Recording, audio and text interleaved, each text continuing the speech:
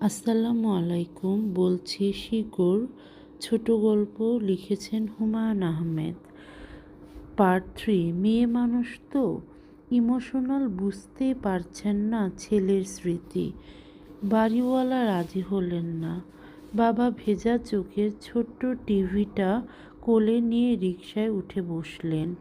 অনেক দিন ধরেই আমি এই শহরে আছি।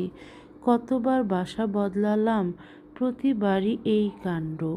বছরখানেক আগে শহীদুল্লাহ হলের হাউস টিউটরের বাসাটা ছাড়লাম। অনেক দিন সেখানে ছিলাম, কত সুখ ও স্মৃতি। বাসার সামনেটা গাছগাছালিতে ছাওয়া। গাছে বাসা বেঁধেছে টিয়া, একটি দুটি না, হাজার হাজার। বারান্দায় বসে দেখতাম সন্ধ্যা হলেই ঝাঁক বেঁধে টিয়া উঠত। আমার মেয়েরা গাছের নিচে ঘুরঘুর করত টিয়া পাখির পালকের জন্যে। এরা পাখির পালক জমাত। হলের সঙ্গেই কি বিশাল দিঘি, কি পরিষ্কার টলটলে পানি, বাঁধানো ঘাট। কত জ্যোৎস্নায় ফিনকি ফোটা রাতে আমি আমার ছেলে মেয়ে এবং স্ত্রীকে নিয়ে নেমে গেছি দিঘিতে। এই দিঘিতেই তো বড় মেয়েকে সাঁতার শেখালাম। প্রথম সাঁতার শিখে বিস্ময়ে আবির্ভূত হয়ে আমার মেয়ে একা একা মাঝে পুকুরের দিকে খানিকটা এগিয়ে গিয়ে আবার ভয় পেয়ে ফিরে এলো। কি সুন্দর দৃশ্য!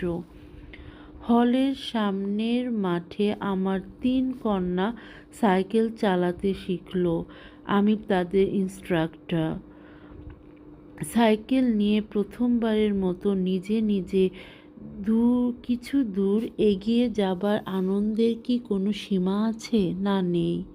এই আনন্দ আকাশ থেকে প্যারাটুপারের প্রথম ঝাঁপ দেওয়ার আনন্দের মতো।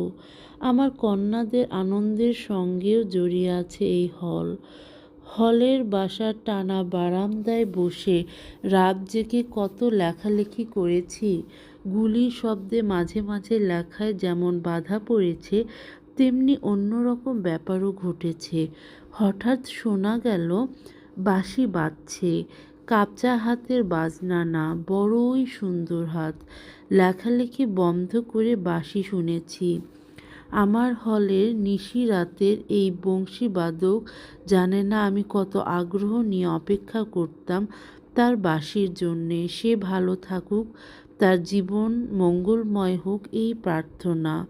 পার্ট 3-র জন্য আপনাদের থ্যাংক ইউ। পার্ট 4 শীঘ্রই